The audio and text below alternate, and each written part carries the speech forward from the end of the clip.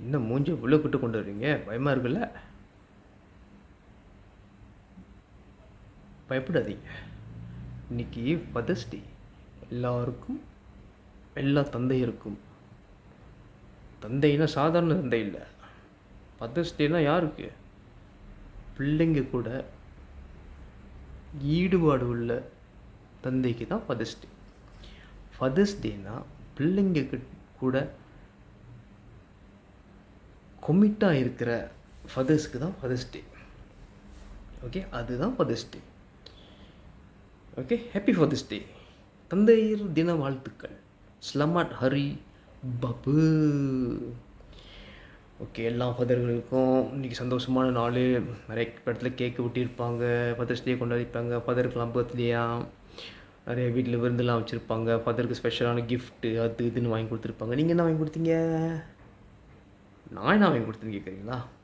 நான் ஃபாதருக்கு பிள்ளையாக பிறந்ததே நான் ஒரு பெரிய கிஃப்ட்டு.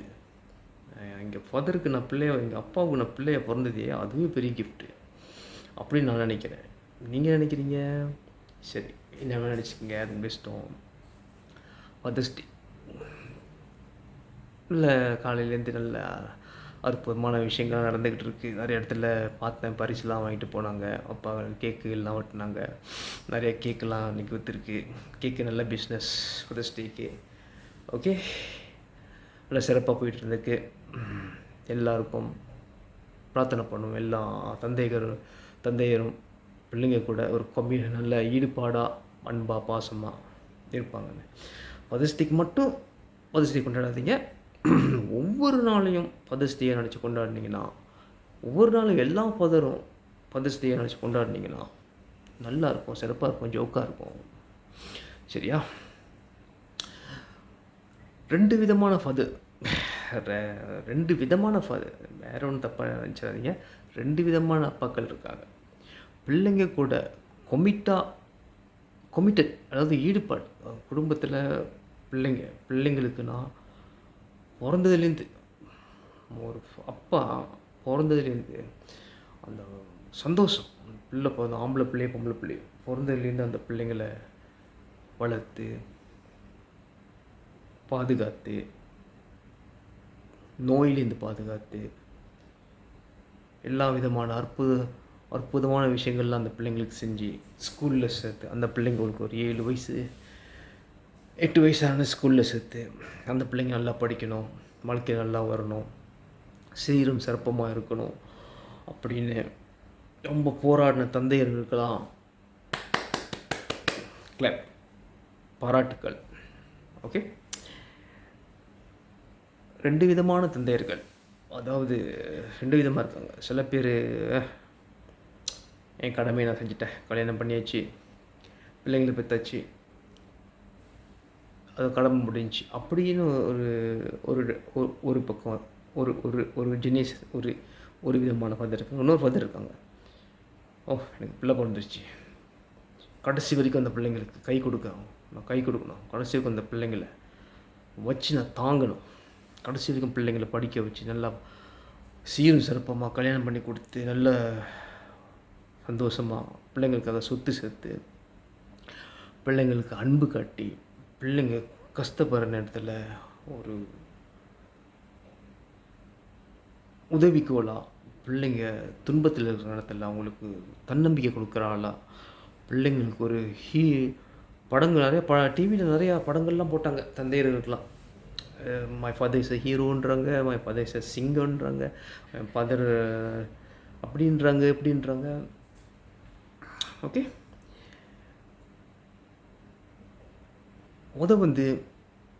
நெகட்டிவான ஃபாதரை பற்றி பேசும்.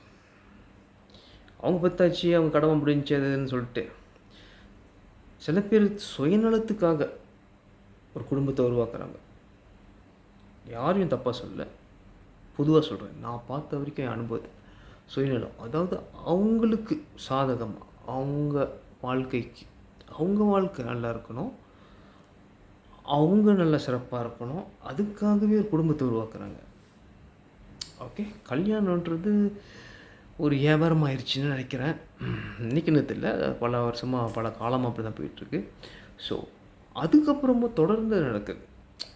ஒரு சில சுயநலமான தந்தையர்களை பற்றி பேசுகிறேன். ஓகே, இருக்காங்க. அவங்க சுயநலத்துக்காக பிள்ளைங்கள பெற்றுக்கிறது, படிக்க வைக்கிறது. அப்புறம் பார்த்துருக்கேன் நிறையா. பிள்ளைங்கள கடைக்கு போய் ஆல்கோஹால் வாங்கிட்டு வர சொல்கிறது, கடைக்கு போய் சிகரெட் வாங்கிட்டு வர சொல்கிறது, அப்புறம் வேப் வாங்கிட்டு வர சொல்கிறது. அதுக்கப்புறம் நிறையா கொஞ்சம் கூட யோசிக்காமல் அந்த பிள்ளைங்களுக்கு இந்த சிகரெட்டு, வேப்பு, இந்த போதை தரக்கூடிய எல்லா பொருளையும் இவங்க சின்ன வயசில் அவங்கள போய் வாங்கிட்டு வர சொன்னாங்கன்னா, எதிர்காலத்தில் அந்த பிள்ளைங்க அந்த பழக்கத்துக்கு அடிமையாக வாய்ப்பு இருக்குது. அதையும் யோசிக்கணும். அவங்க யோசிக்கல. ஒன்று. 2வது, பிள்ளைங்கள் அவங்களுக்கு ஒரு செல்வம் மாதிரி. ஓகே, பிள்ளைங்க அவங்களுக்கு செல்வம். அந்த பிள்ளைங்களை அவங்க உயிருக்கு மேலாக பாதுகாக்கணும். ஆனால் சில பேர் அப்படி செய்யலை. நிறைய விஷயங்கள் பேப்பரில் படிக்கிறோம், டிவியில் பார்க்குறோம், ரேடியோவில் கேட்குறோம். பொறுப்பு இல்லாத தந்தையருக்கு பிள்ளைங்களை பற்றி தத்து கொடுத்துருவாங்க. ஓகே, கூடயே வச்சு கண்ணுக்கு கண்ணாக இருக்கிற பார்க்க வேண்டிய பிள்ளைங்களை தத்து கொடுத்துருவாங்க. அவங்க சுயநலத்துக்காக, அவங்களுக்கு பொருளாதார சங்கடம், அவங்கவுங்க மனைவியோட அடுத்தடுத்த சந்தோஷமாக இருக்கணும், மகிழ்ச்சியாக இருக்கணும்னு சொல்லிட்டு பிள்ளைங்க தத்து கொடுத்துருவாங்க. அந்த மாதிரிலாம் செய்கிறாங்க. சில பேர் பிள்ளைங்களை போய் சும்மா தூக்கி போட்டு போயிருக்காங்க. அப்படியே நடக்குது. பேப்பர்லாம் வருது, படிக்கிறோம். பேப்பரில் நம்புவீங்க, நான் சொல்ல நம்ப மாட்டீங்களா? ஓகே, அப்புறம் நிறைய தவறான விஷயங்கள், நடவடிக்கையெல்லாம் இந்த பொறுப்பற்ற ஒரு சில நபர்களால், அவங்க சொந்த பிள்ளைங்க. ஓகே, நிறையா படிக்கிறோம், கேட்குறோம் டிவியில். பொறுப்பற்ற சில நபர்களால், எல்லாரையும் சொல்லலை, செய்யப்பட்டது. எப்படின்னா, எதிர்காலத்தில் அந்த பிள்ளைங்க பாதிக்கப்படுது. அந்த பிள்ளைங்க ரொம்ப கஷ்டப்படுது. நல்ல படிப்பு இல்லை, நல்ல பொருளாதார வசதி இல்லை, நல்ல வீடு இல்லை, சுற்றுச்சூழல் சரியில்லை. ஓகே, தந்தைன்னு ஒரு ஆள் அங்கே இருந்தால் அது ஒரு பெரிய பாதுகாப்பு மாதிரி. ஓகே, அது ஒரு பெரிய பாதுகாப்பு. தந்தை தான், அப்பா தான் ஹீரோ அப்படின்னு சொல்கிறாங்கன்னா, அந்த ஹீரோ இது சினிமா ஹீரோ இல்லை, நிஜ வாழ்க்கை ஹீரோ. கடைசி வரைக்கும் அவங்களுக்கு ஹீரோவாக இருக்கணும், பாதுகாக்கணும், அவங்களுக்கு எல்லா வசதியும் செஞ்சு கொடுக்கணும். ஓகே,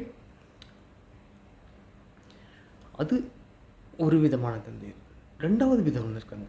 இது பாசிட்டிவான தந்தையர். ஓகே, அவ்வளோ கல்யாணம் பண்ணி அவ்வளோ ஆசையாக ஆம்பளை பிள்ளையோ பொம்பளை பிள்ளையோ அவங்க மனைவி கர்ப்பமாக இருக்கும்போது, அந்த பிள்ளை வயிற்றில் இருக்கும்போது அவங்க உயிருக்கு மேலாக பாதுகாப்பாங்க.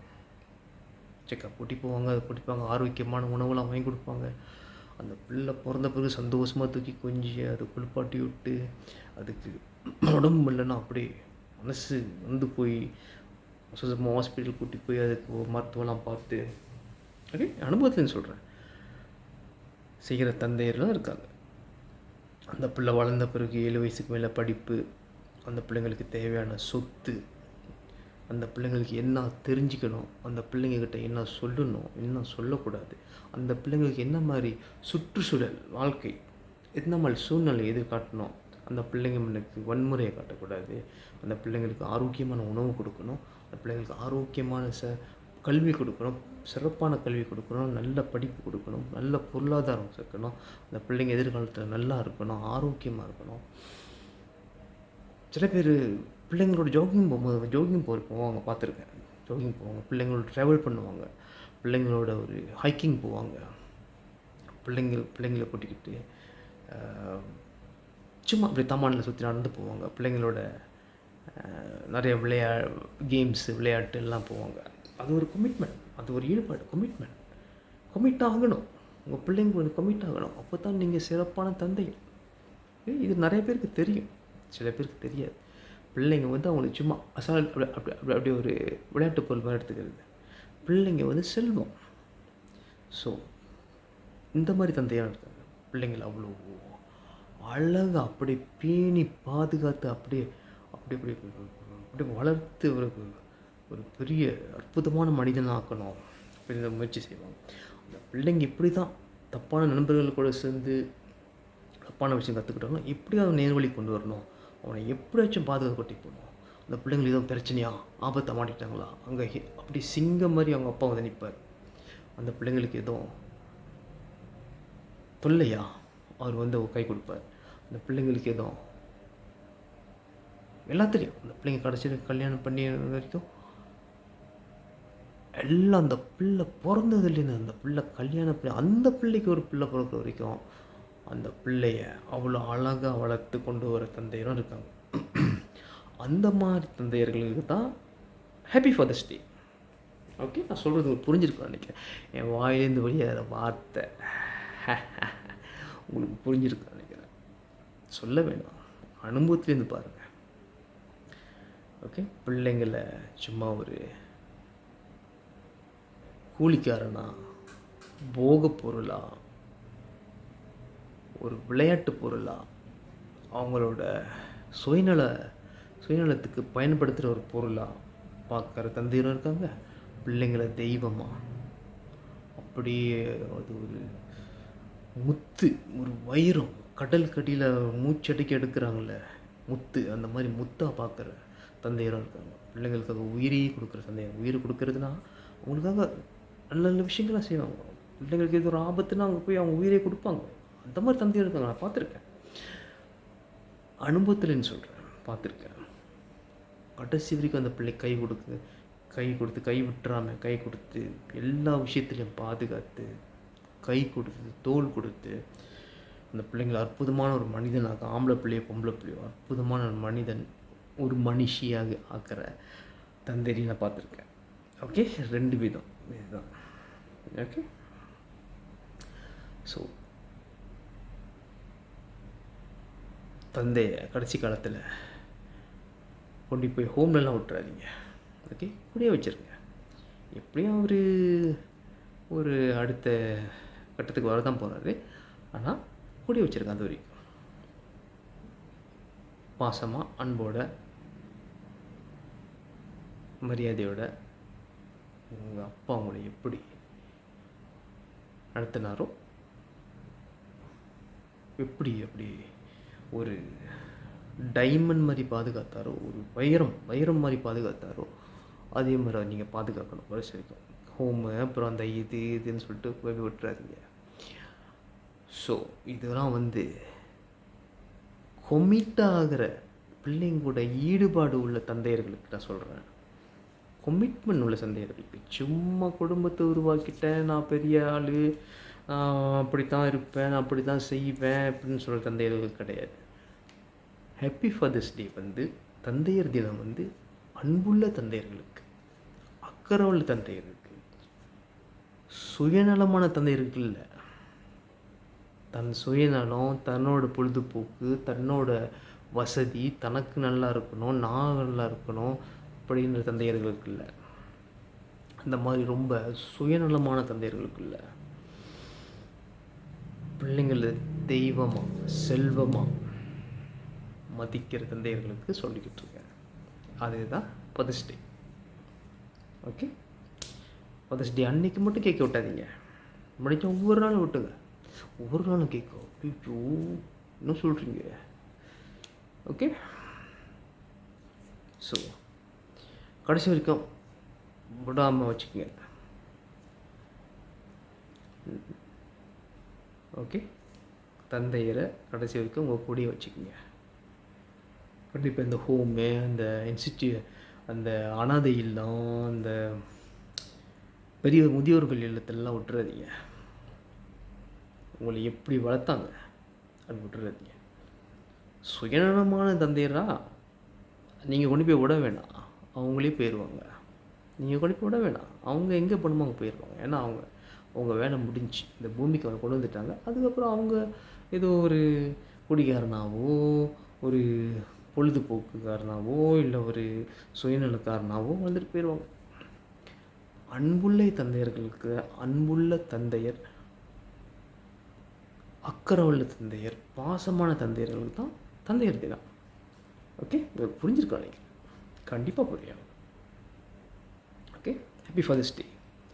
ஸோ எந்த தந்தையராக நீங்கள் இருக்க போகிறீங்க? 1ஆம் நம்பர் தந்தையா, 2ஆம் நம்பர் தந்தையா? அது உங்களே பொறுத்துருக்கு. ஓகே. தந்தையை ஒரு ஹீரோவா, ஒரு சிங்கமாவோ நீங்கள் பார்க்க வேணாம். தந்தையை தந்தையாக மதித்தாலே போதும். ஓகே. அந்த தந்தை உங்களை மதிக்கலையா, உங்களை நல்லா சுயநலத்துக்காக பாவச்சிட்டு நீ எனக்கு அடிமை, நீ எனக்கு பிள்ளையாக பிறக்கல, எனக்கு அடிமையாக பிறந்திருக்க அப்படின்னு நினைக்கிற தந்தையர்களை வந்து மன்னிச்சிருங்க, மறக்காதீங்க. மன்னிச்சிருங்க, மறக்காதீங்க. ஏன்னா அடுத்து இந்த மாதிரி மனிதர்களை சந்திக்க வேண்டியதாக இருக்கும். ஸோ அவங்க ஒரு பாடம் கற்றுக் கொடுக்க வந்திருக்காங்க உங்களுக்காக.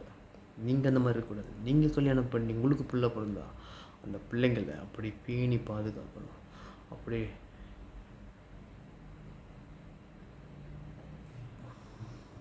தங்கம், வைரம், ஒரு வைரத்தை சூடு காட்டி அந்த சாக்கோலை போட்டு அப்படி அந்த தங்கத்தை உருவாக்குறாங்க, அந்த மாதிரி அப்படி பாதுகாத்து கொண்டு வரணும். ஓகே, சரியா? சரி, ஹாப்பி ஃபாதர்ஸ் டே. சிறப்பாக இருங்க, சந்தோஷமாக இருங்க. வீடியோ நல்லா இருக்கா? ஷேர் பண்ணுங்கள். ஓகே, லைக்கை போடுங்க, போடாதீங்க. ஷேர் பண்ணுறோம், அது ரொம்ப முக்கியம். லைக்கை போடுங்க, போடாதீங்க. சப்ஸ்கிரைப் பண்ணுங்கள், பண்ணாதீங்க, அது உங்கள் இஷ்டம். வீடியோ நல்லா இருக்கா? அதில் கண்டென்ட் போட்டிருக்கேன், இன்னொரு விஷயத்தை போட்டிருக்கேன். நல்லா கேட்டிங்கன்னா உங்களுக்கு புரியும். முடிஞ்சால் இயர்ஃபோன் பவுச்சு கேளுங்க, நல்லா புரியும். ஓகே, 2 விதமான தந்தையர் தின வாழ்த்துக்கள். சிறப்பாக இருங்க, சந்தோஷமாக இருங்க, ஆரோக்கியமாக இருங்க. அப்பாவை நல்லா பார்த்துக்குங்க. ஓகே, கொமிட்டான அப்பாவை சொல்கிறேன். கொமிட்டான அப்பா ஒவ்வொரு வினாடியும் உங்களுக்கு கால் பண்ணி எங்கே இருக்க ராஜா, எங்கே இருக்கம்மா, வீட்டுக்கு வந்துட்டியா, டியூஷன் முடிஞ்சிருச்சா, காலேஜ் முடிஞ்சிருச்சா, வேலை முடிஞ்சிருச்சா, சாப்பிட்டியா, ஒவ்வொரு பின்னாடி உங்களுக்கு கால் பண்ணி நல்லா இருக்கேம்மா, சாப்பிட்டியா, அப்படி இருக்க, உங்கள் கூட இருந்து எல்லாத்தையும் செஞ்சு நீங்கள் சாப்பிட்டீங்களா, உடம்பு நல்லா இருக்கா, ஆரோக்கியமாக இருக்கான்னு உங்களுக்கு கால் பண்ணி கேட்டு உங்களுக்கு எல்லா உதவிகளும் செய்கிற அந்த தந்தையரை முதியோர் இல்லத்திலலாம் விடாதீங்க. இன்ஸ்டிடியூஷன், அந்த அனாதை இன்ஸ்டிடியூஷன்லாம் விடாதீங்க. கூட வச்சுக்கோங்க கடைசி வரைக்கும். என்ன பிரச்சனை வந்தாலும் கூட வச்சுக்கோங்க. ஓகே, சரி, அடுத்த வீடியோவில் சந்திப்போம். சப்ஸ்கிரைப் பண்ணுங்கள், பண்ணுங்கள், லைக் போடுங்க, ரொம்ப முக்கியம். ஷேர் பண்ணுங்கள். சரியா? அடுத்த வீடியோ சந்திப்போம்.